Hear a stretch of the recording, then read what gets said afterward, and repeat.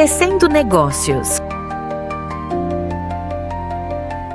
E o Tecendo Negócios de hoje recebe a advogada Elaine Musi, especialista na área de direito imobiliário, uma área com poucos especialistas, digamos assim, e com muitas dúvidas, com muitas perguntas aos quais tanto inquilinos quanto proprietários querem fazer. Ela também é proprietária da Cafarena Imóveis e Soluções Patrimoniais, mas não para por aí não. Ela é especialista em relacionamentos humanos direcionados ao mercado de trabalho, especialmente em transição de carreira. Primeiramente, Elaine, muito obrigado pela sua visita. É um prazer contar com você.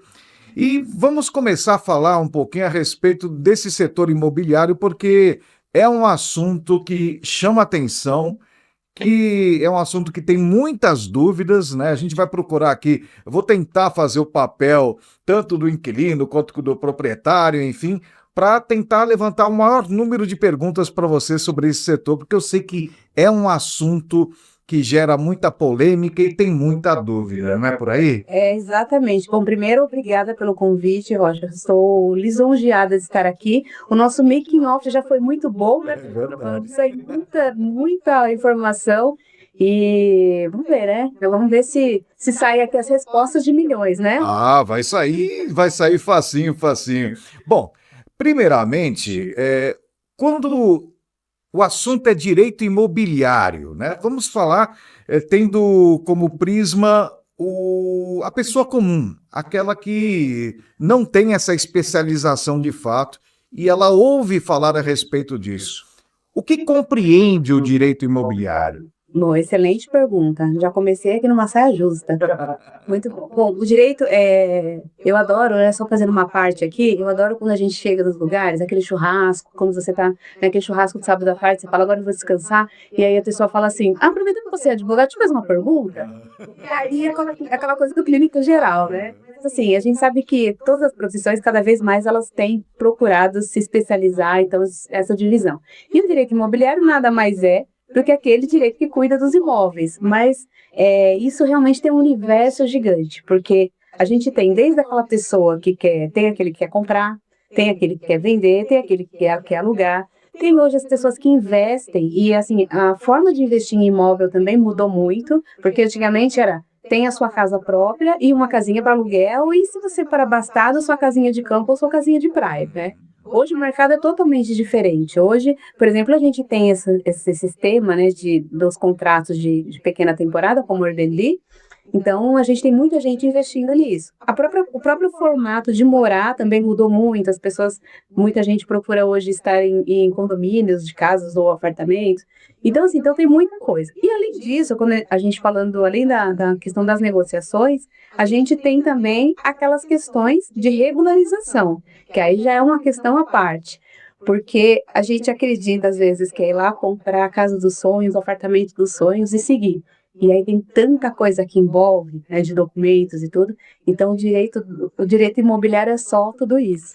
Ah, e tem situações específicas, né, que mostram que realmente, quando você transfere o sonho da casa para a realidade, na vida prática, a coisa muda um pouco de figura, tem aspectos que você às vezes não consegue administrar. Vou dar um exemplo pessoal, inclusive, né?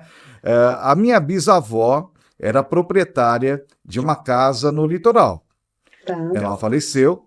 O meu tio-avô ele era advogado e seria o responsável para fazer, então, a transferência do nome dela para os filhos dela, enfim. Ocorre que ele também faleceu, aliás, todos eles já faleceram, eram 6 filhos, também já não há mais nenhum por aqui. E agora, para você transferir esse imóvel para alguém, ou tentar vender, alguma coisa assim, é algo quase que impossível, porque dos filhos já passaram para os netos, que agora já tem bisnetos, que agora já tem tataraneto, E para juntar essa galera toda, né? Como é que fica para administrar uma situação como essa, por exemplo? Puxa vida, olha, essa me pegou. Bom, infelizmente, essas situações elas são muito comuns, principalmente quando a gente fala do pessoal mais antigo, porque antigamente ainda funcionava muito a questão ali no fio do bigode, né? As pessoas cumpriam com o compromisso e a questão da informação também, as pessoas tinham menos informação do que de fato precisa. O que a gente costuma falar no direito, né? Que aí vem aqui um pouquinho do juridiquês, mas eu vou buscar ser simples. Uhum. Existem contratos, existem tipos de negócio dentro do direito que eles são formais. Então, a lei, ela traz uma série de formalidades que, para aquele negócio se concretizar, precisa respeitar aquele passo a passo. Então, é assim, você imagina o seguinte, bom, eu quero te vender essa xícara, né? Então, eu fabrico essa xícara, você quer comprar essa xícara, qual que é o nosso contrato? Você me paga, eu te entrego o produto, no máximo ali a gente vai assinar um contrato ou um pedido, tirar um pedido, e ok, né? Então, e aí tá tudo certo. Se você me pagar e eu te entregar, a gente tá de acordo, né? Se não, a gente vai para o judiciário, enfim. Agora, quando a gente fala de imóveis, isso é um pouquinho mais complexo. Por quê? Porque os imóveis, eles não dizem só respeito a mim e a você. Eles dizem respeito à sociedade. Então, a gente no Brasil, a gente tem um sistema imobiliário, inclusive, bem arquitetado, né? Pelo menos aqui em São Paulo funciona bem, né? Que o pessoal não nos ouça, mas a gente acaba trabalhando no Brasil todo e sabe que tem lugares que mas assim, o que acontece? A gente tem uma legislação que busca proteger isso. Então, a gente tem ali a questão da matrícula, né? Cada imóvel tem a sua descrição exata, existe um registro disso. E as negociações também têm que respeitar toda essa formalidade, né? Que é o quê? Bom, primeiro, então, a gente negocia. Então, vamos falar de compra e venda. Então, a gente vai negociar, ok. O que a gente precisa fazer? Um contrato, um compromisso de venda e compra do que a gente decidiu. Só que aí não para por aí, né? E esse era o documento que muita gente guardava. Então, assim, fizemos ali, reconhecemos firma, que também as pessoas confundem muito, acreditando que porque passou por um cartório para reconhecer firma, o documento já está em ordem, e nos imóveis não é só isso. E depois a gente tem que fazer também uma formalidade, que é ou escritura, ou quando é financiamento, o próprio banco faz esse documento. Então, o contrato de venda e compra não é o documento que você leva a registro no cartório de imóveis, né? Precisa de escritura. Ou outros instrumentos aí que suprem a escritura, como o contrato de financiamento, que é pela própria instituição bancária. E depois vai a registro. Então, assim, para chegar lá, tem um passo a passo e tem um custo. E aí o pessoal vai parando no meio do caminho, né? Até pela questão do custo, né? Exato. Que não é brincadeira. Eu não lembro agora direito, mas é o quê? É 4% do valor venal do imóvel? Você tem o imposto, né? Você tem as questões, por exemplo, quando você tem a transferência em venda e compra, você tem o imposto. Quando é caso de falecimento também, que vai se fazer inventário, tem outro imposto. Quando é caso de doação, que aí você vai trabalhar com o ITBI ou ITCMD. Então, vai gerar aí em torno de 2%, 4% sobre o valor do imóvel. Depois tem as custas de cartório também. Então, por exemplo, a escritura, você vai ter o custo que também é proporcional ao valor. Depois tem o registro. Então, assim, tem uma série de passos aí que realmente, no meio do caminho, o pessoal vai deixando. E aí, de repente, acontece exatamente o que você trouxe. Bom, no meio do caminho, alguém faleceu. O que precisa ser feito nesse caso? Primeiro, inventário dessa situação, para depois resolver. E aí, acaba sendo um custo. E aí, Rocha, é legal porque, assim, justamente é esse o nosso objetivo no escritório, né? A gente procura facilitar esse entendimento das pessoas e, claro, auxiliar ela para que ela faça o preventivo. Porque você imagina se lá atrás, né, seus antepassados lá tivessem feito todo esse passo a passo no momento que houve a compra. Quanta coisa a gente facilitaria. E hoje, com certeza, fica muito mais caro, muito mais trabalhoso e às vezes, de fato, até impossível, porque você tem tanta gente envolvida que às vezes, né? Então, basicamente é isso. Então, minha dica aqui, né, minha dica de ouro. Se você tem uma situação de imóvel, principalmente se você vai comprar, faça o cálculo do que você vai gastar também com documentação, porque a gente fica naquela ilusão, vou pagar X, aí eu tenho tanto para reformar e construir o imóvel dos meus sonhos. Mas aí a gente esquece dessa parte e depois dá ruim, né? Mas basicamente nessa situação seria analisar toda a questão, mas acredito que realmente seja um caso aí que dê um pouquinho de trabalho, porque envolve muita gente que já está mais com a gente, então realmente... A gente sabe que tem muitos detalhes, né, que as pessoas até não querem nem se envolver, porque começa a pirar a cabeça, falando, meu Deus, tem que pagar isso, tem que pagar aquilo. Agora, o que que justifica a gente pagar um valor de imposto tão alto como esse? Ou seja, o governo é sócio do seu empreendimento, sem ter colocado um tostão na história, e ele vai te cobrar esse valor, seja na transferência, seja na sucessão, né? E o que mostra intrinsecamente que, na verdade, você compra o imóvel, mas não é dono dele. Quem é o dono é a União, que te dá uma concessão de uso, porque só isso justifica um imposto como é cobrado aqui no Brasil, concorda? Você sabe que eu posso sair daqui presa, né? Se eu começar a se entrar nessa questão aí, mas de fato, assim, obviamente, como todo tributo, como toda taxa, como todo imposto, que isso a gente sabe de onde vem, né? Vem lá de trás. Então, a gente teve que trabalhar 500 anos aqui para entender por que isso acontece hoje. Mas toda taxação ela tem uma justificativa, né? E muito dos imóveis é isso, né? Então, assim, o que eu tenho de ganho de capital? Que é a mesma lógica, mais ou menos, do imposto de renda. Então, assim, o que eu tenho de ganho de capital? Eu tive lucro? Então, enfim, né? Tanto que hoje a gente fala muito, e principalmente no escritório, essa é uma fala nossa para os nossos clientes, a gente olhar para a sucessão patrimonial, né? Por quê? Porque na morte, você tem lá a situação do inventário, que aí, não sei se você já teve o desprazer de passar por um momento como esse, mas realmente é um momento muito dolorido, porque muitas vezes você perde o ente querido, as pessoas às vezes não têm dinheiro ali, às vezes elas têm um patrimônio grande, mas um patrimônio todo imóvel, né, um patrimônio todo imobiliado, e não... Ou seja, não tem um ativo de fato. Exato, para fazer, por exemplo, um inventário, né? E aí você é obrigado a fazer, porque depois de um certo tempo você tem multa, inclusive, se não for feito, ou pode acontecer exatamente o que você trouxe. A gente vai deixando e depois isso vai complicando ainda mais o patrimônio. Então, uma das coisas que a gente fala muito hoje para os nossos clientes é essa sucessão, que aí pode acontecer de várias formas, né? Você pode fazer em vida, já faz a doação, e aí garante usufruto para o uso até o momento da morte, aí depende muito do caso. Hoje se fala muito em holding familiar também. Vamos falar bastante sobre isso daqui a pouco. Esse assunto da holding é algo que, tudo bem, não é novidade, né? Mas começou a se popularizar, embora, ao meu ver, pelo pouco conhecimento que eu tenho, acredito eu que você teria que ter uma renda um pouco maior para ser viável, digamos assim, a instalação de uma holding, mas isso a gente chega lá, a gente vai chegar lá, né? Agora, a questão é assim, existem maneiras, por exemplo, de você escapar de determinadas situações, entre aspas, né? Por exemplo, essa questão do imóvel que eu te falei. Se eu, por exemplo,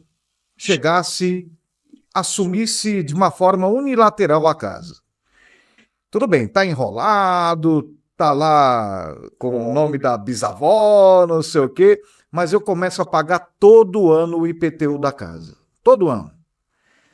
É possível, depois de um determinado tempo, eu pedir o uso capião desse imóvel?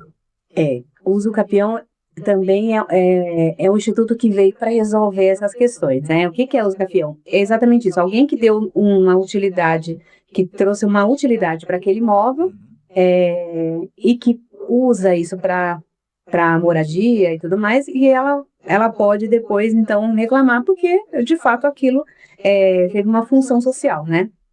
Então, basicamente isso. Hoje a gente tem uma peculiaridade que é muito interessante, que muitos procedimentos que eram feitos só no judiciário, antigamente, e que demoravam anos e anos, né? Hoje muita coisa pode ser feita em cartório. Uma delas é a uso-capião, o próprio divórcio, e isso tem flexibilizado cada vez mais. E aí tem um dado interessante que é o judiciário, nosso judiciário é ótimo, né? Que os nossos amigos juízes aí, um beijo para todos. No entanto, a gente está numa máquina pública, né? Então tem uma série de questões para funcionar ali. Os cartórios, eles são entes privados. Então, em tese, eles vão funcionar melhor porque eles vivem disso, como se fosse uma empresa privada. Eles são uma empresa privada que presta um serviço público. Tem todo um mecanismo já para poder dar uma agilidade no processo aí. Exato. Então, e aí é claro que o cartório ele acaba sendo um órgão um pouco menos formal. Então, a gente, principalmente, né, nós que somos ali da área, no frigir dos ovos, é mais fácil você às vezes conseguir falar com alguém do cartório do que, por exemplo, você conseguir falar com um juiz. Uma série de questões, né, até de formalidade de processo e tudo mais. Então, hoje é possível fazer muita coisa em cartório que até então era possível só fazer em juízo, do que é muito bom para todo mundo, né? E a usucapião é uma delas. Então, assim, a usucapião, ela é uma situação em que a pessoa usufrui daquele bem e também conserva aquele bem, né? Como você bem disse, ela paga imposto, ela paga as contas, muitas vezes ela vai fazer melhorias ali. Ela tem que ter a posse mansa e pacífica, né? Isso é muito... Ou seja, não tem que ter contestação. Exatamente. Então, assim, se houve litígio dentro daquilo, não é mansa e pacífica. Então, pode ser qualquer outra coisa, mas não vai ser usucapião. E ela tem um determinado tempo, né? Então, ela tem um tempo, tem uma situação de 10 anos, outra situação de 15 anos, que aí vai mudar um pouquinho a forma de peticionar e os documentos que você tem que juntar, né? E existe também dentro desse instituto uma outra possibilidade de se apossar do imóvel sem precisar passar por toda essa situação que a gente está falando, né? Muitas vezes, fez um contrato de compra e venda lá atrás, pagou, e só que nunca levou registro e nunca foi feito. E aí existe um instituto que chama adjudicação compulsória. O nome é feio, mas a questão é simples, né? Que é exatamente, eu tenho o título que me pertence, eu tenho aqui o contrato, eu tenho os comprovantes de pagamento, e aí eu digo, olha, até então eu não, né, então eu não preciso passar por todo aquele passo a passo. Agora, a grande questão, Rocha, é assim, não façam isso em casa, sabe assim? Não esperem por isso. Por quê? Porque no meio do caminho, como eu falei, o nosso sistema imobiliário, ele é bem estruturado, né, no país. E por que que tem toda essa formalidade? Por que que, vamos dizer assim, né, no final do dia, por que que a matrícula precisa estar em seu nome? Porque qualquer situação que acontecer com aquele imóvel, ele vai recair sobre quem é dono, né? Então, assim, e aí a gente tem um jargão, né? Quem não registra não é dono, né? Esse é um jargão de cartório. Quem não registra não é dono. Então, digamos o seguinte, você comprou um imóvel de mim, e ali você mora, você paga os impostos, você cuida, você me pagou, você tem o contrato e tudo mais. E eu tenho uma empresa. Isso é muito comum acontecer, tá? Eu tenho uma empresa. E eu de repente não quito as minhas dívidas, né? Entre dívidas da empresa e tal. E aí acontece um fenômeno que é claro que se eu tenho dívidas, vamos colocar dívida trabalhista, que é o mais comum. Certo. Se eu tenho dívida trabalhista, essas dívidas vão recair sobre a empresa. Mas a empresa faliu, como infelizmente tem acontecido em tantas situações aí. A empresa sumiu, faliu e tudo mais. Para que esse trabalhador, por exemplo, não fique desamparado, o que o juiz faz? Ele traz Resto de bens. desconsideração da personalidade jurídica, ou seja, aquela dívida recair sobre os sócios, né? É um processo todo, mas simplificando é isso. Aonde vai cair isso? Bom, aí manda penhorar sua conta, não tem saldo. Manda penhorar carro, não tem, tal. Aí vai cair onde? No bem imóvel, né? E a gente já teve situações assim, aliás, eu já fiz algumas lives, já falei sobre esses casos, que a pessoa morava há 40 anos no imóvel, né? Esse foi um caso nosso mesmo. 40 anos no imóvel, tinha lá o contrato de venda e compra, os recibos já não se sabe mais onde estavam, mas enfim, a pessoa criou a família ali, né? E num belo dia, chegou o oficial de justiça lá para penhorar o imóvel, porque o antigo dono, que na verdade é quem consta na matrícula, tinha uma dívida trabalhista nessa situação que eu contei para vocês. Então, a gente tem que tomar um pouquinho de cuidado. Mas digamos que nada disso aconteceu e eu fiquei sabendo hoje que, né, a posse foi mansa e pacífica. Caberia, sim, uma usucapião. A questão de família é que precisaria se provar que essa posse foi mansa e pacífica. Se eu tenho toda essa família aí por trás, talvez não seja tão mansa e tão pacífica assim. Mas é possível, sim. Existem situações que acontecem exatamente isso. Tá, mas a partir do momento que não há uma manifestação contrária, pressupõe-se que é pacífica. Sim, com certeza. Ou a pessoa tem que provar que é pacífica. Não, na verdade, assim, se não houve, né, se não houve uma situação, é pacífica. Isso acontece muito, essa questão de herdeiros, aquela situação em que, por exemplo, um irmão morava ali com os pais, né? Aliás, teve uma decisão muito recente agora no tribunal, no STJ, nesse sentido. Um determinado filho cuidava ali dos pais e continuou morando na casa. Os outros irmãos tinham já seus bens e, enfim, não se interessavam por aquilo, né? E aí esse filho permaneceu ali, ninguém reclamou até então. E aí ele traz isso, olha, nossos pais faleceram, eu continuei pagando os impostos, continuei cuidando da casa já há tanto tempo, que aí dá o período ali, e aí é passível sim de uso capião, né? É um instrumento que, de repente, claro, tem gente que não vai gostar da ideia, né? Principalmente aquele que ficou para trás, mas que realmente ajuda a solucionar essa questão de herança, ajuda, de fato. Mas você colocou essa questão muito interessante a respeito quando você é pessoa jurídica, mas, por outro lado, tem a questão de ser pessoa física, e aí dá problema na jurídica, transfere tudo para a física e você acaba tendo que, de repente, até se desfazer do seu imóvel para pagar dívidas, né? Principalmente a trabalhista, que essa não tem como escapar. Né? Até porque se a gente for olhar, tem até uma filosofia do próprio direito aí, né, de pensar, aquele trabalhador, ele não tem culpa, ele entregou a força de trabalho dele. Então, se quem vai pagar a conta, não importa, alguém vai ter que pagar o pato, né?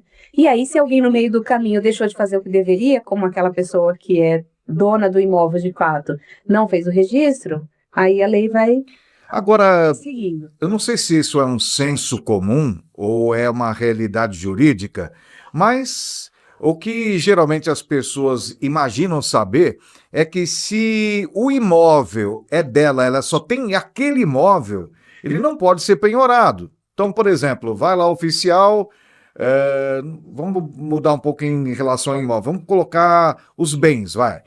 Geladeira, ela tem uma, então não pode ser penhorada. TV, só tem uma, não pode ser penhorada, e assim vai. Isso se aplica de fato ou não é desse jeito? Se aplica. Em relação ao imóvel, né, porque aí quando a gente fala desses bens de eletrodomésticos e tal, a gente entra numa questão, às vezes, um pouquinho mais... geralmente, assim, às vezes isso não tem nem valor, principalmente hoje, né? Antigamente se penhorava muito linha telefônica. Nossa! É verdade. Sim, imagina, né? Hoje não tem valor, nem celular tem valor, quanto mais... Era o preço de um carro, né? Uma linha telefônica naquela época. Exatamente. Tinha que ficar uns 6 meses na fila. Exato. Então, assim, era um bem, por exemplo, que hoje já não existe mais. Mas falando do imóvel, o bem de família, que é aquele bem de moradia, ele não é penhorável mais ou menos, né? Primeiro, a gente tem hoje uma linha da lei que diz o seguinte, é meu único bem, mas eu moro numa casa de 5 milhões. Entende? Então, assim, o que é razoável também? É justo, por exemplo, uma dívida trabalhista que ficou para trás de uma pessoa que prestava um serviço para mim e eu também estar... Então, hoje também... É a teoria da razoabilidade. Exato. Porque, assim, tem também, né, um princípio do direito que a gente fala, né, não haver enriquecimento ilícito. Então, assim, nem eu posso me apossar, você me deve algo, eu não posso me apossar de todos os seus bens, mas também você não pode ficar, não, mas é meu único bem e eu moro aqui numa casa de 10 milhões, né, com helicóptero, enfim, né. Então isso também é uma coisa levada em consideração hoje pelo juiz, né, porque exatamente era essa a argumentação das pessoas, mas eu só tenho essa casa para morar. Tá, mas que casa é essa que a gente está falando, né? Então, como os imóveis são superfaturados, né, a gente também no escritório tem a parte imobiliária, a parte de negociação mesmo. Então, a gente sabe ali como é que é o mercado. Isso é um fato. O outro fato dependendo do motivo pelo qual você contraiu aquela dívida, né? Porque, por exemplo, se você contraiu aquela dívida exatamente para benefício da família, você não pode depois alegar que mas é porque agora é meu único bem. Então, essa questão de não penhorar um único imóvel, também ela é relativa, né? Então, é o caso a caso, mas como a gente gosta muito de falar no direito, depende. Então... Agora vamos para uma outra situação, aquela questão do inventário que você mencionou. Acredito eu, pela minha perspectiva leiga do assunto, quando o inventário ele traz problemas, né? As pessoas não querem fazer. Por quê? Acredito eu que quando você faz um inventário de alguém que faleceu, você vai fazer o levantamento dos bens daquela pessoa, Só que esse valor, digamos assim, que vai ser disponibilizado, não vem direto para o bolso do herdeiro, enfim. Primeiro pagam-se as dívidas, não é? Então, paga-se as dívidas primeiro com o governo, é lógico, ele não vai abrir mão do seu primeiro, e depois as dívidas sejam trabalhistas, previdenciárias, e etc. e tal. Ou seja, de repente, aquele herdeiro que poderia até receber um bom dinheiro a respeito, ele acaba não recebendo nada e muitas vezes tendo que tirar do bolso para terminar de pagar o resto.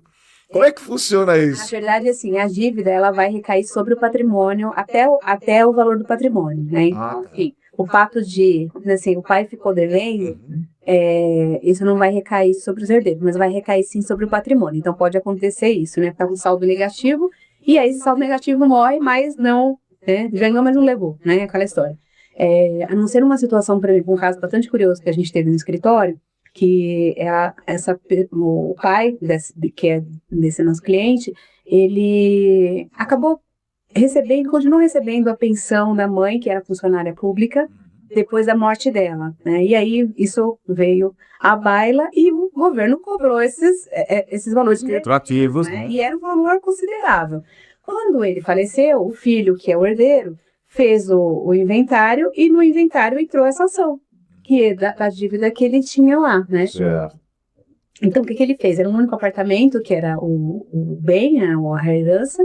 Ele herdou a herança, mas ficou vinculado os pagamentos dos aluguéis o pagamento dessa dívida. E isso por muitos anos, com a negociação que ele conseguiu fazer, né? Quer dizer, dá para negociar. Exato, dependendo da situação. Mas esse, por exemplo, é um caso... Mas não seria melhor, por exemplo, não ter aberto o inventário e fazer como a gente conversou agora, ou seja, o bem está lá, passa um tempinho, ele vai lá pagando direitinho, daqui a pouco, sei lá, um prazo de 5 anos, ele vai lá e pede uso capião?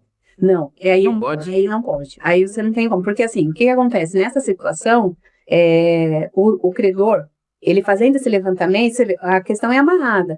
Porque o credor fazendo esse levantamento, ele vai justamente, bom, o que esse falecido ou não tem como bem?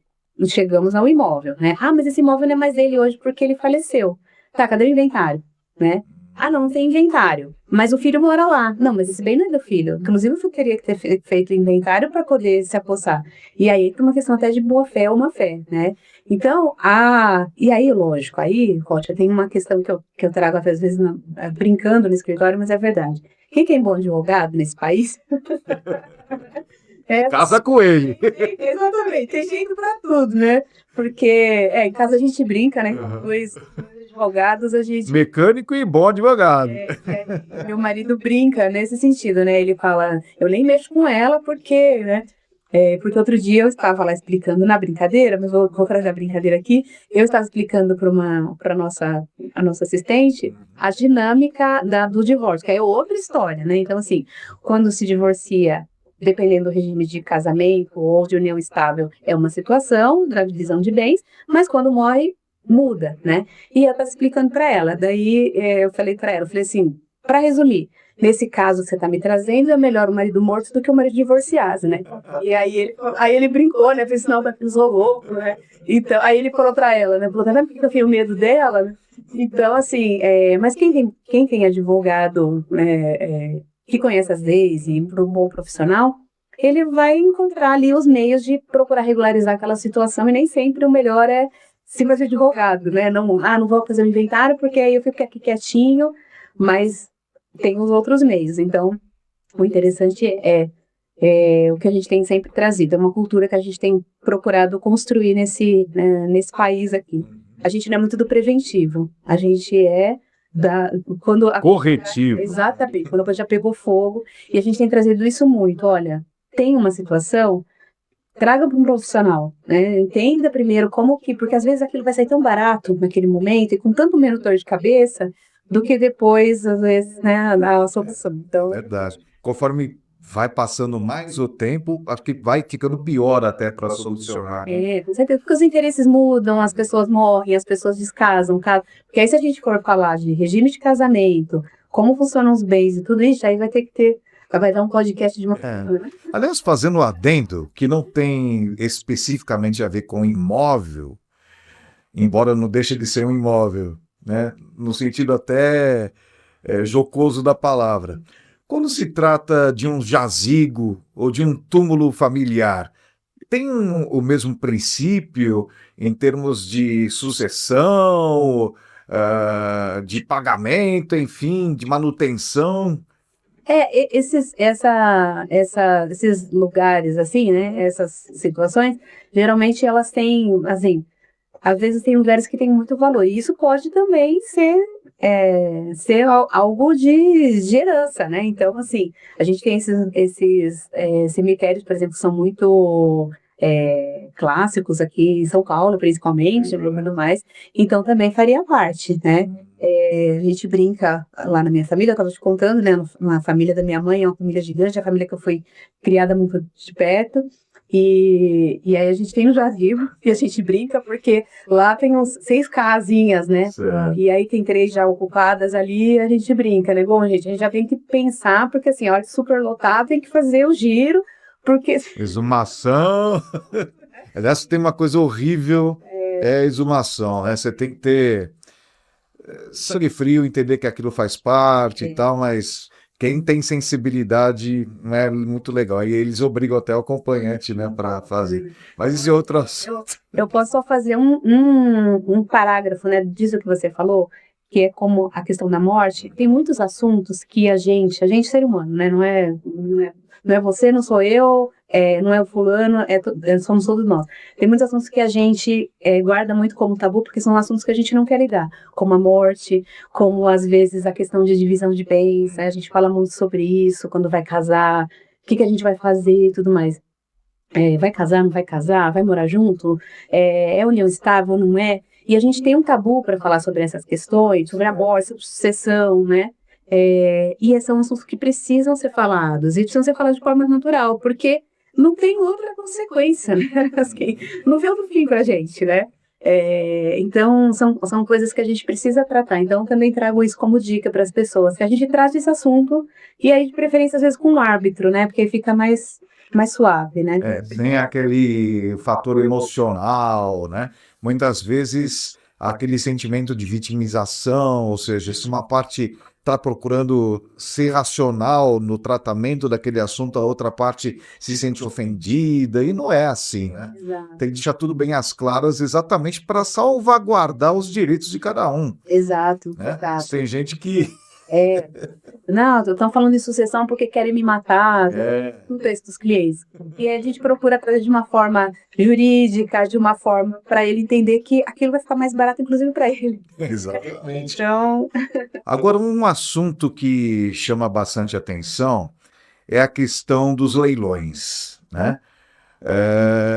Existem muitas reclamações de participantes de leilão que adquirem por um preço menor o imóvel, né? Seja uma casa, seja um apartamento, até um imóvel comercial. Só que, quando vão tomar posse efetiva, esse imóvel tem alguém ocupando ele, né? Seja alguém que era um antigo dono do imóvel, que atrasou o pagamento, de repente ficou lá, ou o invasor, enfim, tem situações, né? Mas o fato é que aquele imóvel está ocupado e a pessoa que tirou o dinheiro do bolso para comprar, pagou, mas não levou. O que acontece na maioria desses casos? essa pergunta tua é muito interessante, porque essa semana nós tivemos gravação do Pod Imobiliário, que é o podcast que a gente faz no escritório, estava te falando, e estivemos com um profissional, e essa foi uma das questões, né? A gente fez falando sobre a lucratividade, se vale a pena hoje e tudo mais.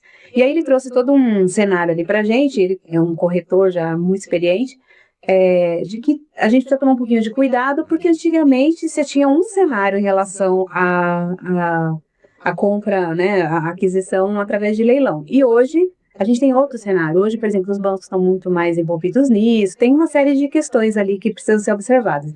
Mas a questão documental é muito importante, porque aí entra a mesma questão, a lógica da compra. A gente faz a conta do que a gente vai pagar e do que a gente vai gastar para reformar. Mas a gente esquece que dentro disso tem uma série de coisas que precisam ser vistas, como documento. E como essas situações.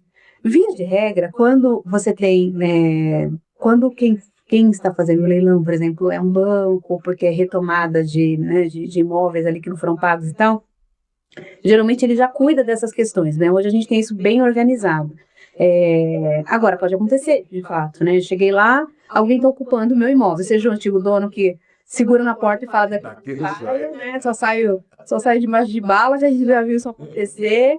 Ou seja, alguém que ocupou ali, até nessa intenção, não, se eu ficar aqui quietinho, quem sabe eu consigo aqui uma música campeão, o imóvel demora muito para ser vendido e vai ficando ali.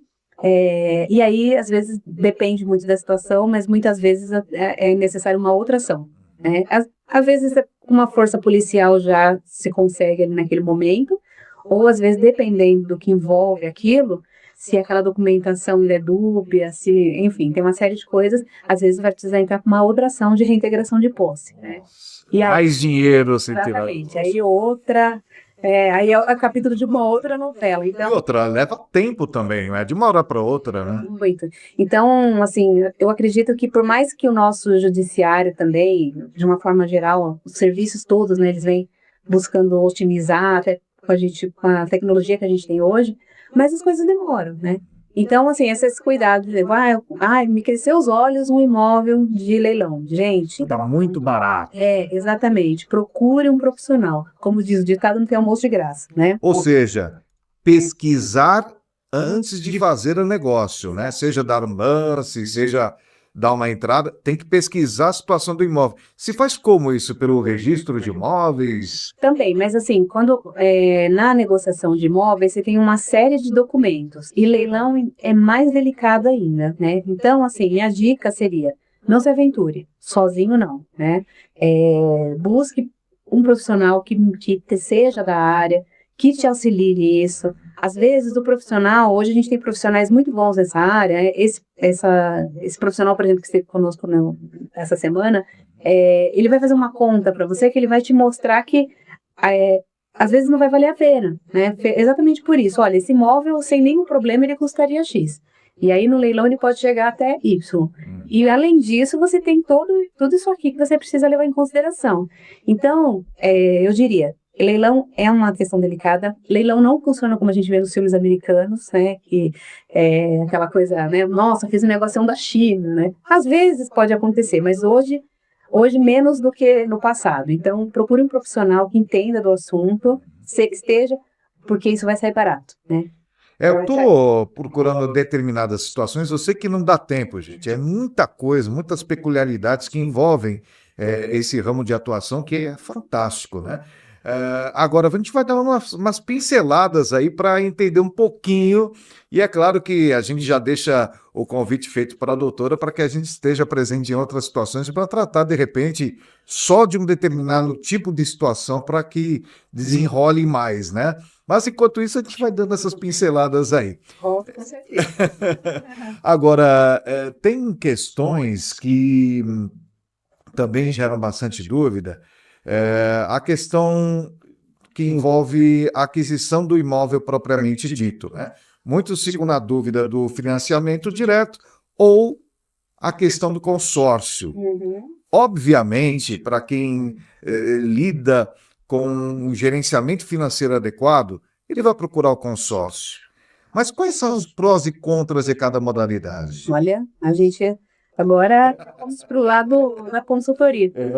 Inclusive, parceiros dentro do escritório que tratam justamente dessas questões, quando a gente fala sobre investimentos, né? Que aí pode trazer isso detalhado. Mas, basicamente, assim, o que eu vejo? Aí eu posso dizer que sou leiga também nesse assunto, porque eu sou uma pessoa física que também articulo nessas questões. Mas o que a gente entende, né? Acho que é aquela conta básica. Bom, se eu tenho dinheiro, via de regra, compensa eu pagar à vista, né?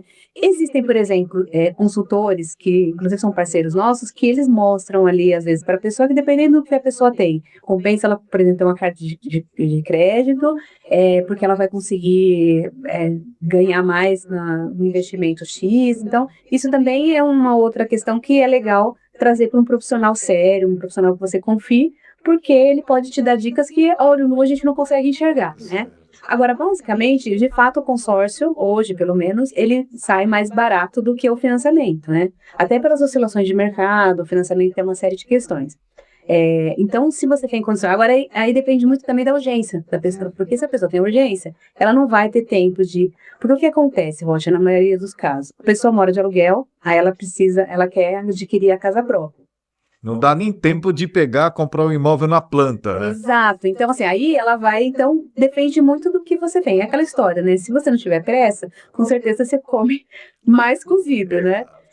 Agora, depende muito da pressa, depende muito da condição financeira também dessa pessoa. Por isso que é legal ter... Mas, basicamente, assim, o consórcio, via de regra, realmente ele tem taxação muito menor do que os financiamentos, né? E aí, financiamento também tem aquela questão. Hoje a gente está no mercado de trabalho que oscila muito. Fosse o tempo que você entrava numa empresa e tinha... Se você se comportar... Plano de carreira. Exatamente, né? Você ia morrer e aposentar ali. Eu lembro que para homem, na época, né, na minha época, você tinha que começar como office boy, né? Aprender datilografia. Aliás, as meninas eram obrigadas a aprender datilografia. Começava geralmente como recepcionista ou alguma secretária, né? E aí, aos poucos, conforme vai estudando, vai se desenvolvendo, vai crescendo na empresa até chegar ao cargo de diretor, diretora. Verdade. Sacapô. Porque Mas, pouquíssimas empresas têm esse... Eu te falei, né? Minha carreira jurídica começou em banco e a gente viu muito isso, né? Os bancos, por exemplo, os bancos mais tradicionais, pelo menos, eles tinham essa visão. Você começava... Muitos dos diretores dos bancos hoje são pessoas que começaram desde com office boy, foram galgando ali posições e tudo mais. E hoje até essas empresas... Elas têm uma outra visão de trazer gente do mercado, pelos nichos, não dá para se preparar às vezes. cargo executivo hoje é com trainee, né? Exato, exatamente. Então essa questão aí que a gente precisa observar também. Vou fazer uma dívida de de um longo tempo. Precisa fazer É muito arriscado, né? Aí a gente entra num ponto que é um ponto muito triste, mas que é uma realidade. Você está lá, paga religiosamente seu imóvel, com todo cuidado, com todo esmero, até às vezes tenta adiantar alguma parcela ou outra, ok. De repente, o desemprego chega. E passa um mês, 2, 3, 4, 5, acabou o seguro-desemprego, você não tem mais de onde tirar. E aí, como é que fica? Quando começa a faltar o dinheiro, é a hora de procurar um advogado especialista? Essa é uma questão bastante importante, porque, de fato, a gente não sabe qual vai ser o desdobramento daquilo na nossa própria vida, né? E aí, como existe a tal da lei de Murphy, parece que as coisas ainda vão acontecendo outras coisas que vão acumulando ainda agravando, né, aquela situação. A gente tem algumas questões, por exemplo, aí eu já deixo uma dica aqui, uma dica de ouro. Quando a gente vai comprar na planta, via de regra, comprar em planta costuma ser um bom investimento, obviamente se você não tiver pressa, se você puder esperar e tudo mais. Mas aí entra aqui a dica. Procure um especialista para entender com você aquele contrato. Porque tem tantas situações, né? Então, por exemplo, geralmente esses contratos de compra e planta, se você desistir no meio do caminho, você tem ali um percentual que vai ser devolvido. E às vezes ali naquele contrato está escrito, olha, mas ele vai te devolver quando ele conseguir vender de novo a unidade. Puxa vida. Então, quer dizer, e aí se aquele mercado ali não estiver aquecido, você vai ver esse dinheiro não sei quando, né? E só, muitas vezes, 50%. E às vezes até menos. Então, assim, depende muito do que o contrato traz. É que a gente não pensa que isso vai acontecer no meio do caminho. Então, essa é uma situação. A outra é exatamente essa. Bom, financiei. Agora não tenho dinheiro para pagar. Na maior parte das vezes, os bancos oferecem seguro nessas situações. Às vezes a pessoa fala, não, mas eu vou economizar esse dinheiro. Às vezes é uma economia. Agora, deu tudo errado. Realmente sei que vou perder. Aí, realmente, assim, a melhor coisa é procurar um profissional. Às vezes você vai perder um pouco ali, mas menos do que tudo. Então, se a pessoa não procura, ela deixa se enrolar, não pagou a primeira, não pagou a segunda, e de repente vem lá o ajuizamento e o pedido para desocupação do imóvel. Nessa situação, ela consegue recuperar alguma coisa ou ela perdeu tudo? Provavelmente perdeu tudo, porque o que acontece nessas situações é o momento que o imóvel vai a leilão, né? Então, principalmente se for alienação fiduciária e tudo mais, é o momento que o imóvel vai a leilão. Para que serve o leilão? Exatamente para saldar essa dívida que existe, né? Só que tem todo um custo. Inclusive, o próprio processo de leilão tem um custo. Então, você vai receber, depois do arremate, o que sobrar do arremate, tirando as despesas. Ou seja, muito difícil sobrar. Exatamente porque aí vem a questão que a gente falou. O leilão, a ideia é que seja mais barato, porque se for igual ou mais, eu vou lá e compro um imóvel que não tem ônus, né? Que não tem nenhuma situação. Então, é difícil ela... Mas aí tem uma coisa. A pessoa que está nessa situação, que usa a cabeça, você mesmo disse, tem gente que se segura na porta e fala, daqui não saio, daqui ninguém me tira. Ok, não paguei, foi para leilão imóvel, só que eu estou dentro da casa. Então, enquanto eu estiver aqui, eu tenho algum poder de barganha. É claro que o órgão executor não vai arcar com nenhum tipo de negociação com você. Tá lá, é leilão, acabou, ele vendeu. Aí chegou o novo proprietário e quer ocupar o imóvel. Eu te pergunto, existe esse tipo de situação? O cara que está lá, chega para esse que quer ocupar, que quer o novo dono. Fica falando, tudo bem, eu saio, mas eu preciso de tanto. Eu quero tanto para sair do imóvel. Porque é claro que esse que comprou, ele é o dono de fato. Mas até ele entrar com uma ação, ajuizar isso, o tempo que vai levar, o custo que vai despender, de repente aí não é mais viável entrar numa negociação com esse ex-proprietário, paga uma indenização para ele e ele sai do imóvel? Não, porque nessa situação ele poderia trazer uma força policial imediata. Ah, é? Exatamente por isso. Você imagina essa questão, né? Porque senão, vamos dizer assim, se a roda pega, então nessa situação não teria, não. Não me arriscaria, porque é certeza que aí é força policial mesmo. Então, Tá. Eu achei que... não, aí vai sair de lá naquela situação que a gente vê literalmente jogado na rua. Então, Muito humilhante. então por isso que, assim, é importante, principalmente essas situações, né, que muitas vezes, é como a gente fala às vezes no escritório, né, você não está comprando uma caneta, né, você não está cortando as pontinhas do cabelo, é uma decisão muito definitiva e que, via de regra, é a longo prazo. E, na grande parte das vezes, a pessoa coloca todo o investimento de uma vida naquilo. Então, é necessário pensar muito bem. E aí entram outras questões também que a gente tem trazido, né, assim, observar questões periféricas também, né, hoje, com quem que eu vivo hoje?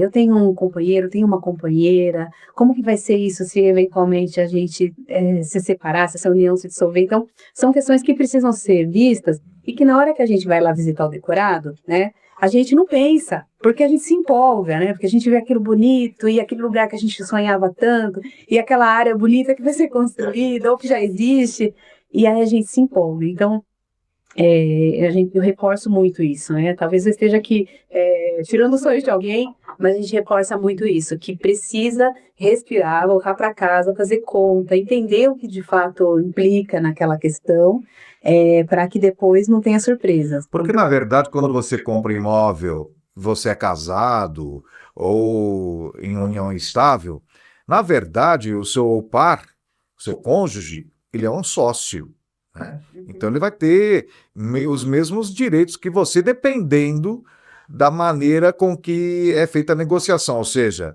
vocês são casados com comunhão de bens parcial ou total, separação total de bens, né?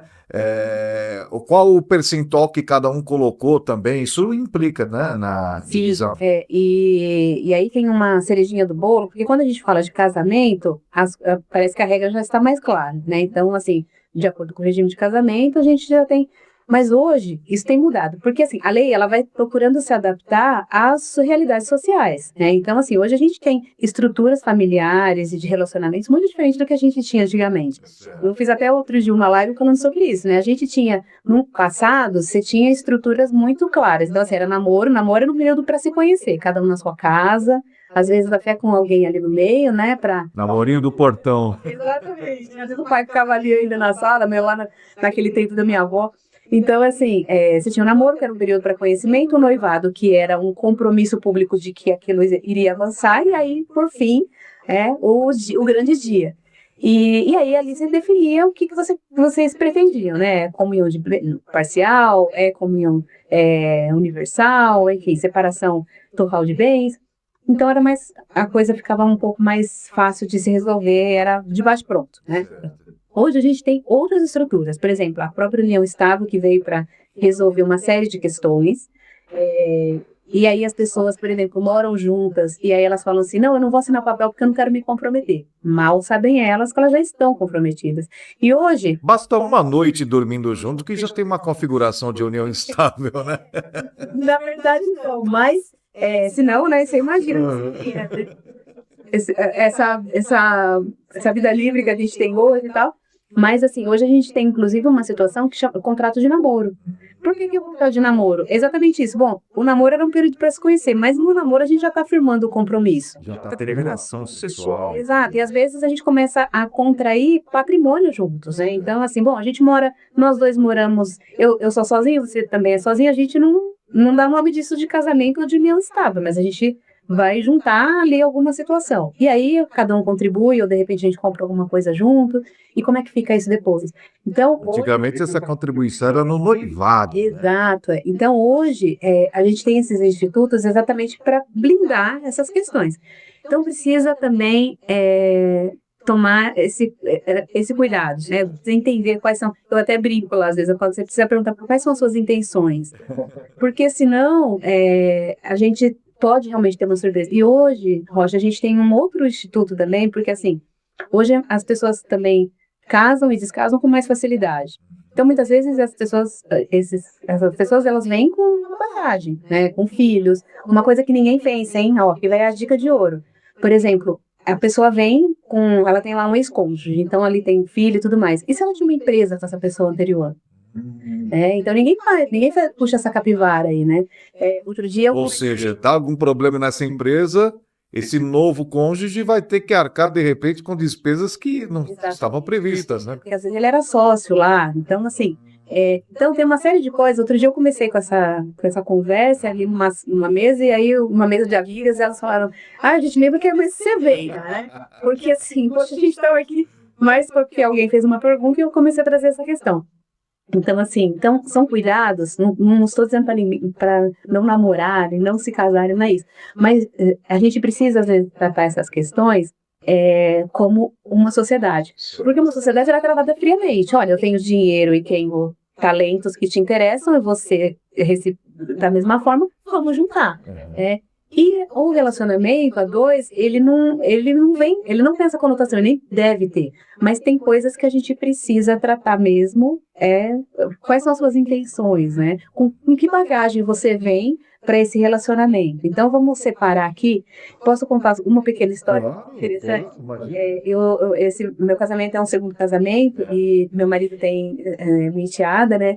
Muito amada, e um dia ele comentou com a minha mãe que nós iríamos casar e tal, e aí ele, como bom advogado, falou, não, e a gente vai casar com separação total de bens, porque eu não tenho filhas, né? A gente vai casar com separação total de bens, porque assim a Elaine fica resguardada, né? Então na cabeça dele era isso, a gente deixa todo mundo resguardado, a filha que precisa de amparo, né? Eu que sou, enfim.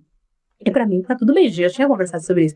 E minha mãe, depois de alguns meses, veio com ela tava ali sentida com essa história, porque ela falou, mas meu Deus, por que vocês já casam pensando que vão separar, né? E tal, e eu expliquei para ela toda essa questão. Então é um exemplo de muitos que às vezes a gente tem esse tabu para conversar, a gente fica com receio, a gente fica com vergonha, a gente fica com medo, mas a gente precisa conversar, porque as composições hoje são múltiplas, né? Então a gente precisa entender o que está acontecendo exatamente para a gente não ser pego de surpresa. Antigamente o casamento era para a vida toda, e se a pessoa, né, tivesse essa coceira aí de arranjar alguém por fora, era um amante, uma amante, mas nunca era uma oficialização de união. Hoje a gente tem trisal, quadrisal, e assim vai entender esse mundo doido aí. Mas o fato é que esses cuidados devem ser feitos. Você falou de salvaguardar, né? Tem uma outra questão que eu vou deixar para um outro momento, mas que é muito interessante também. Mas essa salvaguarda, inclusive eu penso, né? Se eu tivesse muito dinheiro e tivesse bens, imóveis, enfim, eu montaria uma holding familiar. Ou seja, ninguém é dono de nada e, ao mesmo tempo, todo mundo é dono de tudo, né? Essa holding que administra os bens, se eu morrer amanhã, a dona é a holding e os filhos podem usufruir, assim como os netos. Agora, me explica melhor isso, porque eu sei o conceito, mas não entendo a fundo como é que funciona. A holding, ela é uma empresa que vai cuidar de outras empresas. Aí a gente tem os tipos de holding, inclusive, quando essa holding é formada, porque existem muitos... A holding, ela é formada, é uma empresa que é formada para controlar esses bens. E aí você traz um formato de empresa, porque aí aquele patrimônio todo, ele é cotizado, né? E a holding é um sistema interessante porque você pode trazer algumas condições no holding, como, por exemplo, condições de não envolver. Então, vamos dizer que quem forma essa holding é o pai da família. Ele pode trazer, por exemplo, condições de que os cônjuges desses filhos não vão entrar nessa questão, né? Você consegue separar ali. Até porque se há separação aqui, enfim, né? As pessoas separam, casam de novo, tudo mais. Aliás, fazendo uma interrupção rápida, eu conheci um caso de um pai de família que fez essa holding, só que assim, pela regra que ele estipulou, os filhos não seriam os administradores, mas sim os netos. É uma outra salvaguarda? Exatamente, porque assim, ali é uma empresa, então você vai contratar, né, entre aspas, as pessoas por competência, não por hereditariedade. E aí o administrador, por exemplo, da holding pode ser um terceiro, né, como qualquer empresa. Né? Pode ser um advogado? Exatamente. Eu tenho uma empresa, por exemplo, familiar, eu posso contratar um CEO que é de mercado, né, porque estrategicamente para o negócio é melhor. Então, é uma possibilidade. Então, assim, a holding é uma estrutura boa, mas por que você fala também se você tem um patrimônio grande? Porque também tem taxação, né? É muito alta? O nosso querido governo, dependendo, a ideia é que a taxação seja menor, né? Agora, com a reforma tributária também, a gente teve ali algumas nuances em que aí precisa entender realmente se, dependendo do tipo de patrimônio, dependendo qual que é a intenção, se vale a pena. Vamos dizer assim, a mesma situação antes valia mais a pena do que agora, né? Mas aí precisaria entender qual é o patrimônio e tudo mais. Então, essa é uma questão, né, que precisa ser levada em conta.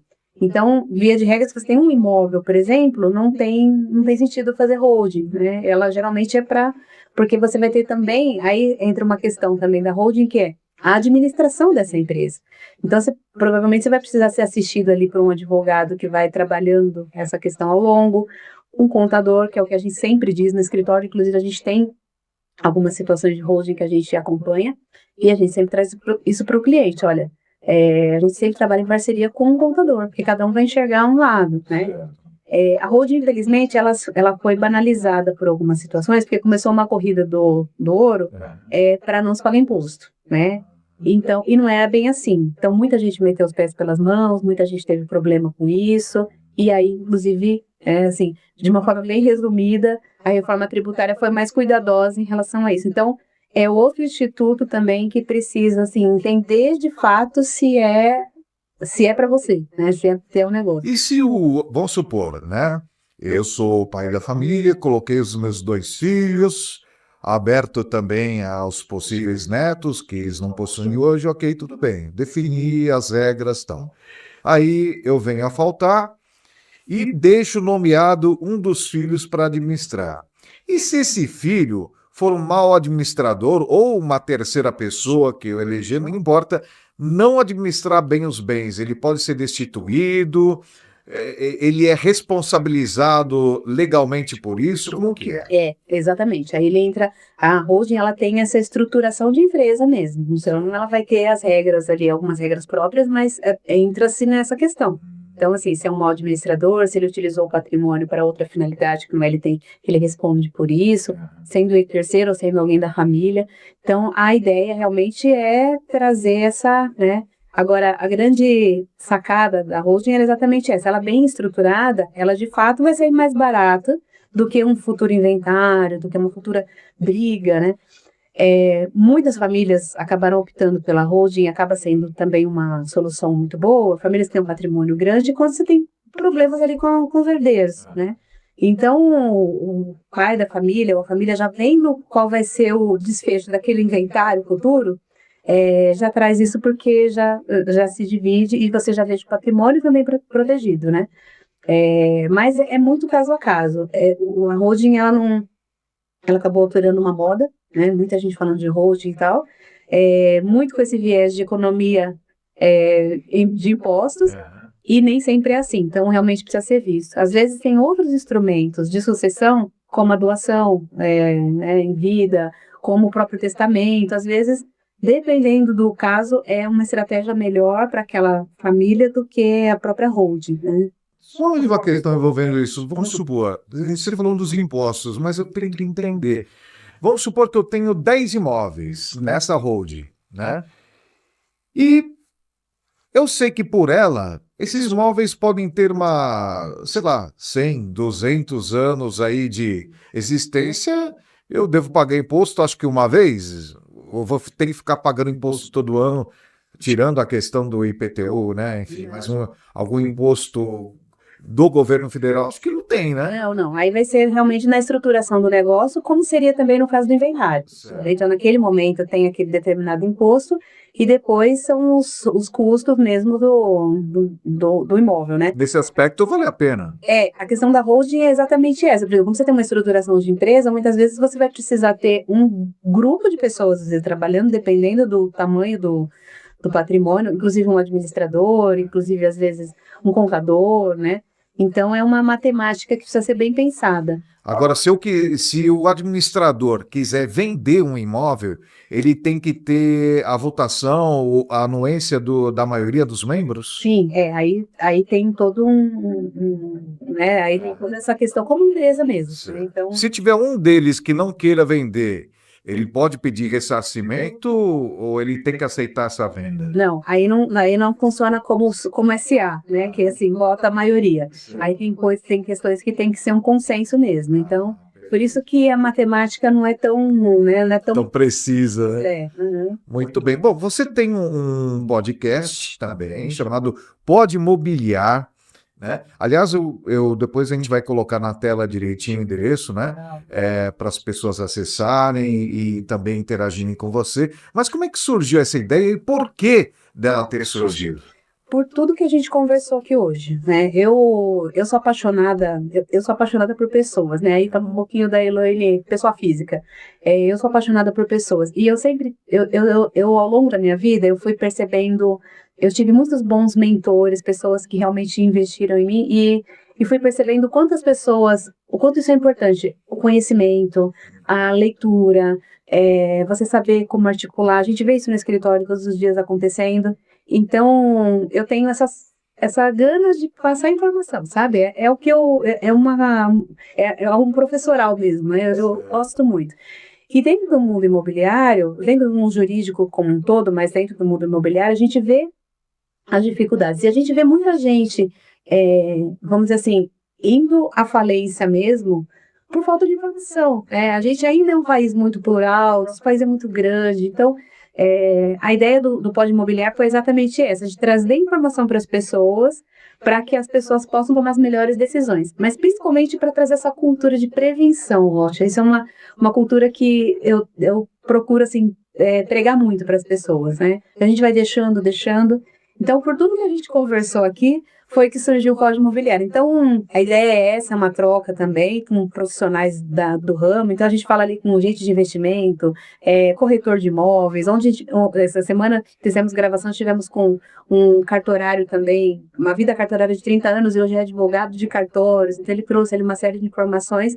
Então, a ideia é essa, é passar informação para que as pessoas possam tomar as melhores decisões. Nossa, muito interessante. Agora, qual é a principal demanda que você trata, né, até aqui no seu podcast? O que mais procuram, né, em termos de solução de dúvidas com você?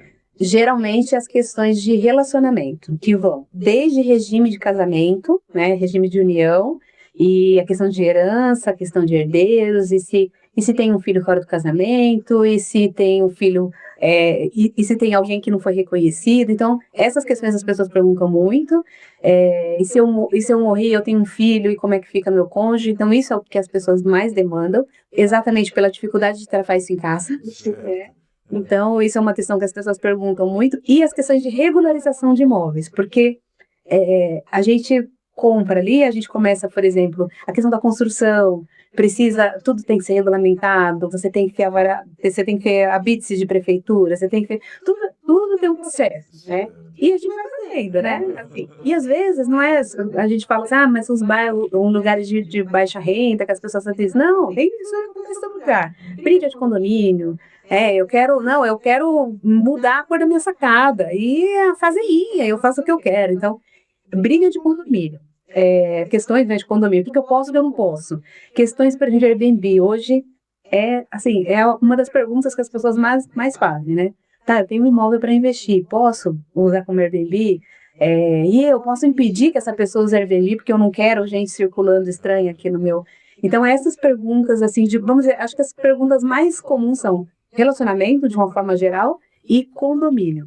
Você falou, eu ia deixar para outro lado, mas eu vou ter que falar sobre isso, né? Porque é um assunto que já existem várias iniciativas a respeito, mas a pessoa comum que não lida nesse setor tem muita dúvida, não sabe como fazer. Mas, por exemplo, eu recebi certa vez uma proposta lá do lado do Palmeiras, eles construíram um prédio, né? E eles ofertaram o seguinte: olha, você vai comprar uma cota desse apartamento aqui, né? Então, o que acontece?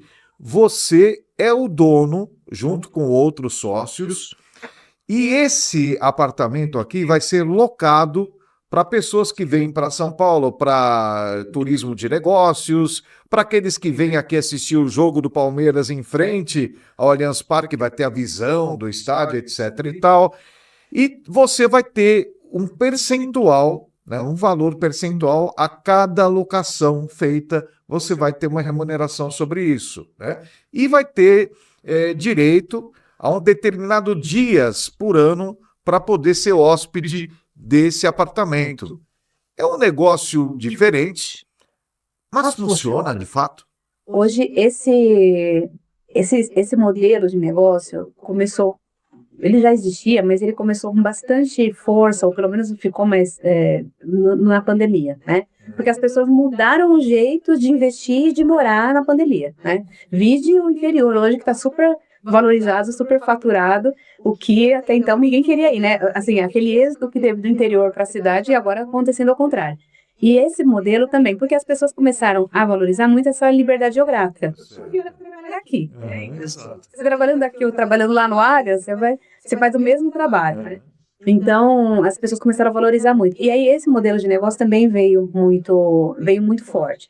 Então, assim, é claro que, o que eu diria, né? É um modelo para investidores um pouquinho mais ousados, porque tem uma série de regras, tem uma série de coisas. Por exemplo, é um pool de negócio. Então, se eventualmente aquele imóvel não é mais alugado, você tem despesa e não tem negócio. E você é sócio de um monte de gente, você não tem como vender porque você está você maduro, vamos dizer assim. Você imagina, por exemplo, você tem um negócio como esse e Deus me livre, a gente tem uma outra pandemia, quer dizer, acabou.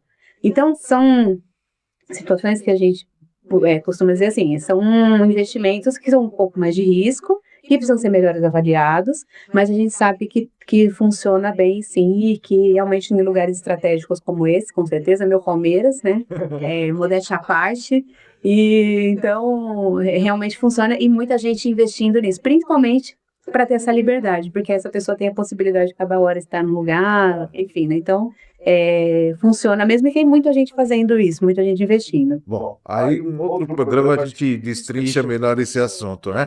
Porque eu queria falar um pouquinho também sobre a questão de transição de carreira. Você é uma apaixonada por esse assunto, aliás, passou por essa transição lá atrás. E é uma situação, quando a gente pensa em transição de carreira, o primeiro sentimento que vem é medo, né? Porque você tem um conforto daquilo que você já faz. Não estou dizendo que a vida seja confortável, não é isso, né? Mas você tem uma estrutura ao qual você já conhece, uma rotina ao qual você já está habituado. Então, de repente, deu na telha, eu preciso mudar a minha vida. Eu não quero mais fazer isso, quero fazer outra coisa. É um desafio, é sair da caverna e encontrar um mundo desconhecido, né? Como é que você trabalha esse aspecto na vida das pessoas? Eu contextualizei um pouquinho para vocês essa parte da minha vida. Eu era do corporativo, fui do corporativo, agradeço demais, porque assim, foi o que me moldou. E de repente, uma hora, o bichinho ali enfim, né, de sair daquela situação, por uma série de coisas, até saúde e tudo mais, bateu. E aí eu até brinquei com vocês que eu saí cheia de amor para dar, mas com nenhuma capacidade empreendedora. Eu tinha conhecimento, eu sabia naquele momento advogar e tudo mais, mas não tinha a capacidade empreendedora. Porque a capacidade empreendedora não é só você saber fazer aquele ofício. Porque você prestar serviço, você receber salário é muito diferente de você ser dono do negócio. Você sabe disso, né? Então, assim, e aí o que naquele momento aconteceu isso e eu fui, inclusive, passando por algumas mudanças, né? Então, naquele momento que eu fiz a transição, eu quero fazer o que eu amo, né? Aí é uma coisa que eu aprendi ao longo do caminho que eu já deixo como dica. A gente precisa entender se o que a gente ama monetiza, porque senão é hobby. Então, assim, bom, e se eu quero viver de hobby, eu preciso saber se eu tenho alguém que me mantém. Então, por exemplo, depende do momento que você vai fazer certas transições, você precisa também pensar um pouco, respirar e pensar, porque, por exemplo, se eu faço a transição aos 17 anos que eu moro com meus pais, é uma situação. Se eu faço isso já com uma idade que o mercado não me absorve, uma fala que eu sempre trouxe, Rocha, que eu gosto muito de falar, né, eu gosto muito de trazer, é que quando a gente começa uma profissão nova, a gente volta a ser estagiário. Seja o que for. Então, assim, não importa a bagagem que eu tenho. Por exemplo, hoje, se eu quisesse ser uma locutora, né? Então, assim, eu sou uma estagiária, o que eu ia ter que fazer? Eu ia ter que sentar aqui do teu lado e aprender o ofício. Então, como que estagiário é remunerado? Às vezes ele tem que pagar para trabalhar, né? Então, essa percepção a gente precisa, mas eu tenho 20 anos de advocacia. Ah, querida, mas aqui na locução é diferente, né? Então, essa maturidade a gente precisa ter. Então, o que eu quero fazer, que momento, e se isso é monetizável. E se não, eu preciso encontrar um equilíbrio. Então, eu vou fazer alguma coisa que me sustente, e isso aqui eu vou criar até. Então, eu acredito que, assim, esse passo a passo, sabe? Que foram coisas que eu fui aprendendo no meio do caminho e que eu deixaria para quem quer fazer essa transição hoje, né?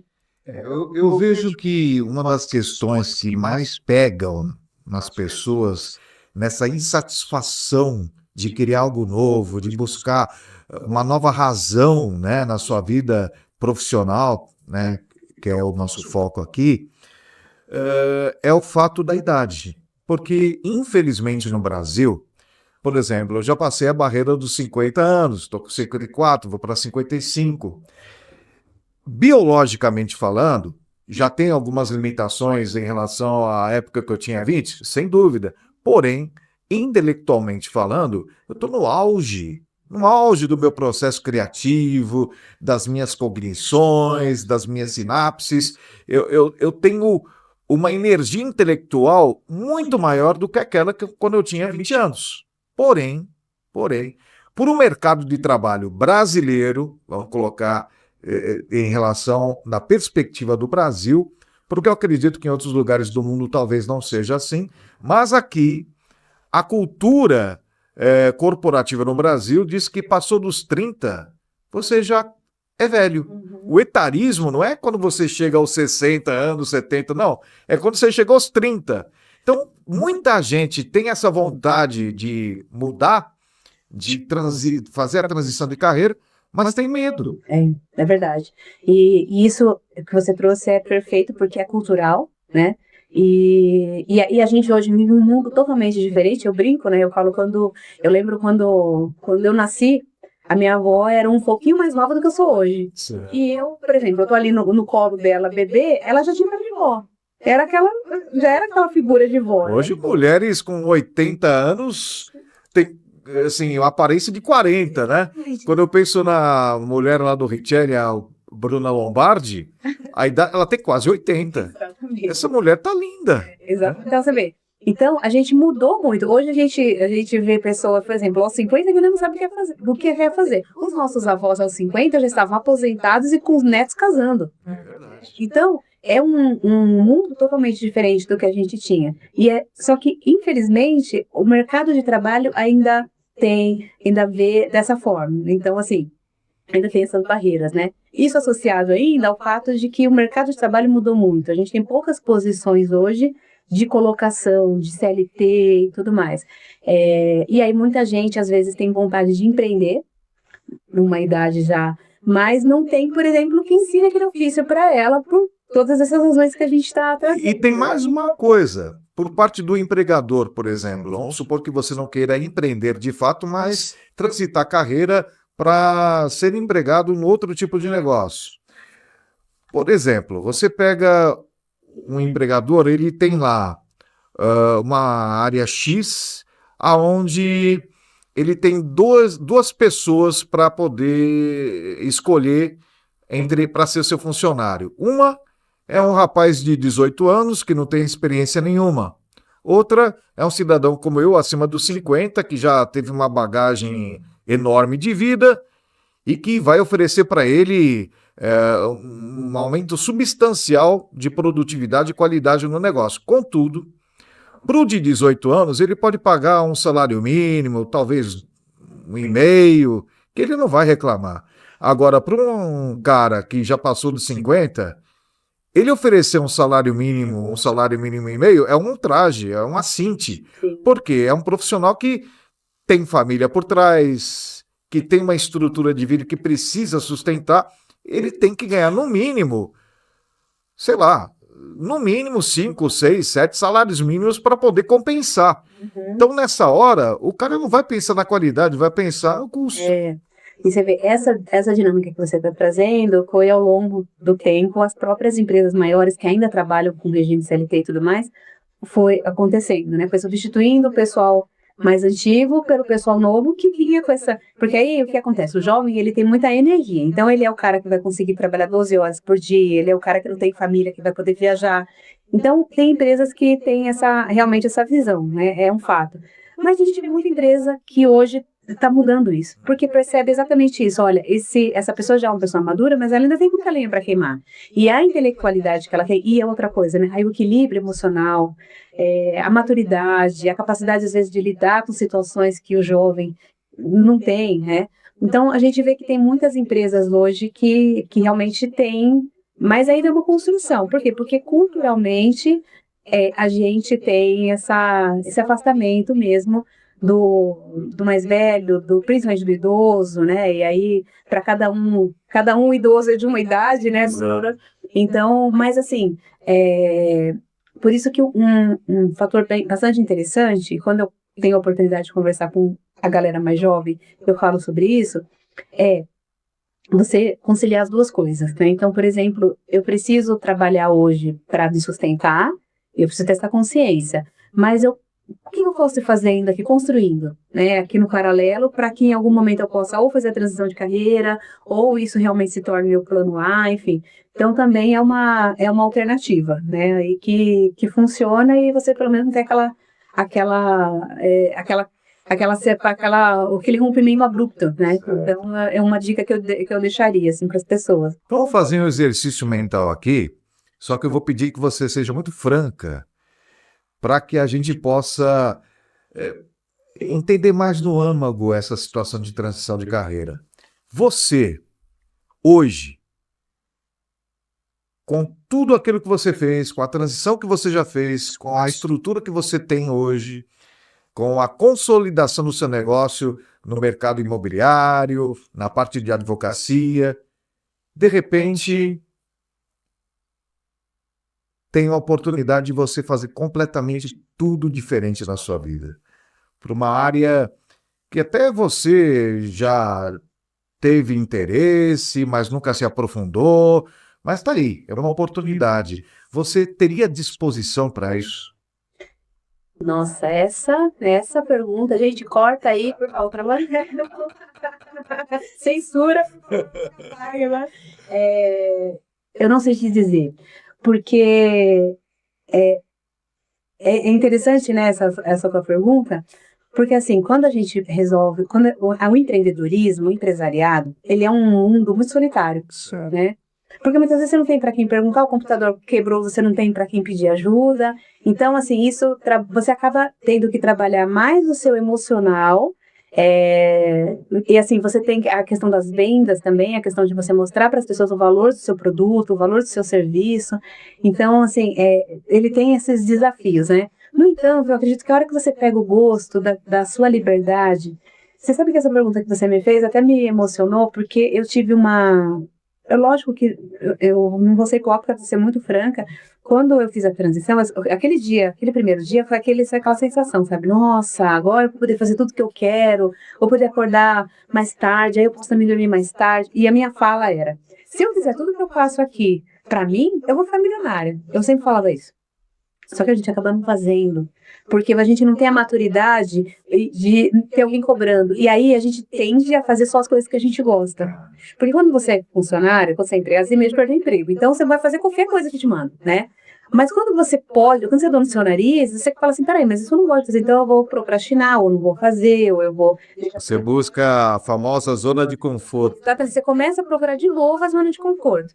Então, essa foi uma questão, né? E aí, muitas vezes eu questionei, será que eu fiz a coisa certa? Eu muitas vezes me questionei, será que eu fiz a coisa certa? Será que não era melhor eu ter ficado lá? Será?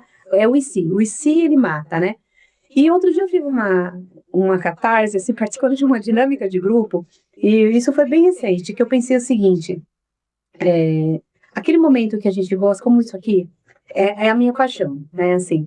Então, aqueles momentos que você pode realmente contribuir na vida de alguém, que você pode realmente fazer alguma coisa que faz sentido para você, ou trabalhar até da forma como você gostaria, aí, pensando em ética, pensando em valores, enfim, você só vai conseguir fazer quando você está sozinho, né, quando você é dono do seu nariz, porque dificilmente você vai conseguir encontrar um lugar que preencha todos esses requisitos. Só que você precisa ser adulto, você precisa ter coragem, porque realmente é um desafio.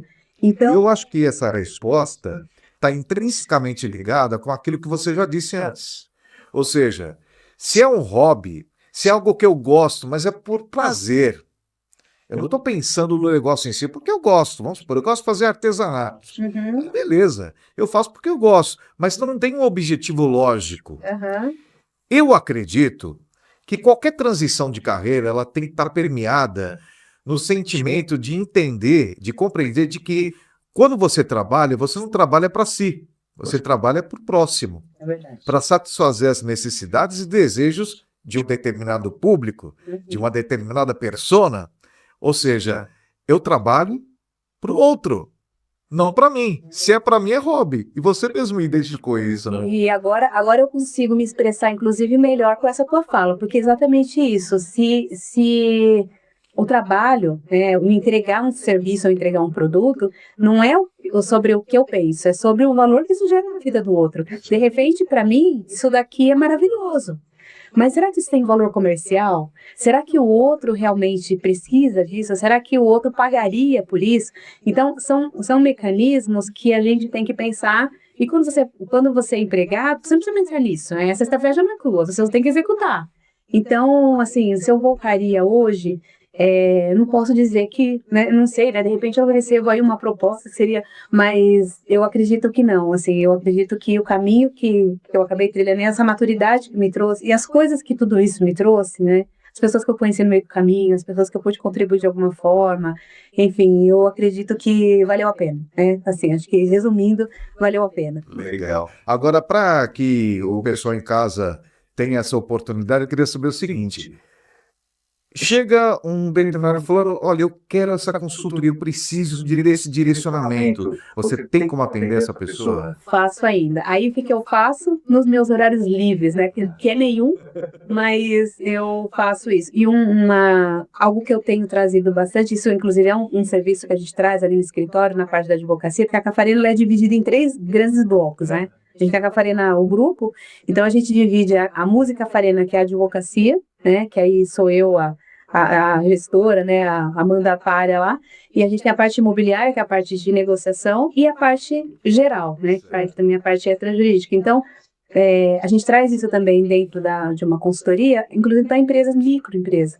Porque às vezes a pessoa começa exatamente nessa vontade, mas ela não sabe lidar com pessoas, com funcionário, ela não sabe contratar, ela não sabe, enfim, ela tá cheia de boa vontade e ela é boa no ofício dela, mas a gestão pra gente é um trabalho que a gente traz também. E aquela pessoa física que fala, não, eu quero me entender, quero eu ainda consigo, sabe, uma situação ou outra trazer ali, é um trabalho mais personalizado e tudo mais, mas consigo sim, é um prazer. Quando eu tenho essa oportunidade, eu faço com muito prazer, porque é a jornada aí que eu passei e foi uma aprendizado que eu acredito que possa dividir. Doutora Elaine Mose, que prazer, que gostosa foi essa nossa conversa. Claro que o tempo também não é tão longo assim, embora que a gente foi longe, fomos longe hoje, né? Mas eu queria, para a gente finalizar, que você deixasse uma mensagem, né? Para aquele que está nos assistindo agora, que tem tantas demandas aí a serem supridas e que precisam de profissionais como a senhora para ajudar a clarear esse caminho. Eu deixaria uma mensagem geral. A gente trouxe tantos assuntos aqui, desde o assunto jurídico, imobiliário, questão de transição de carreira. Eu traria, de uma forma geral, que a gente se permita. Eu gosto muito dessa frase, sabe? Que a gente se permita. Porque cada um de nós tem um caminho. E a gente vive um momento que tudo é modinha, né? A gente tem até um determinado doce aí, que até então ninguém valorizava, agora é o tal do morango do amor, que virou uma febre, né? Então, a gente tem isso, de repente uma coisa que é descoberta vira uma febre e aí vai todo mundo para aquele lado. Isso acontece no mercado imobiliário, isso acontece na transição de carreira. Então, que a gente respeite a nossa individualidade, que a gente se permita e que quando a gente entender que tem uma... Eu fui coautora no livro que eu coloquei assim a seguinte frase, né? Se eu sentir medo, eu escrevi, medo não, eu senti pavor, né, naquele momento. E talvez é isso que você vai sentir quando você tiver que sair da sua zona. Agora eu preciso regularizar meu imóvel. Meu Deus, por onde eu começo? Tá aquele frio na barriga. Não deixa pra lá. Eu preciso ter esse papo franco aqui com a minha família para saber como que a gente vai seguir com o patrimônio. Bateu essa pulguinha aí, dá ouvido para isso. Eu preciso fazer uma transição de carreira, eu sinto que eu preciso fazer algo da minha vida. Dá vazão para isso. Só respira, não toma atitudes precipitadas, né? Lembra que tem mais gente envolvida. Procura um profissional que possa te ajudar e segue. Porque a hora que bate é porque é para ser. Então, se respeite sua individualidade. Seria minha frase aí para terminar. Tecendo Negócios, porque empreender é o nosso DNA. Até a próxima.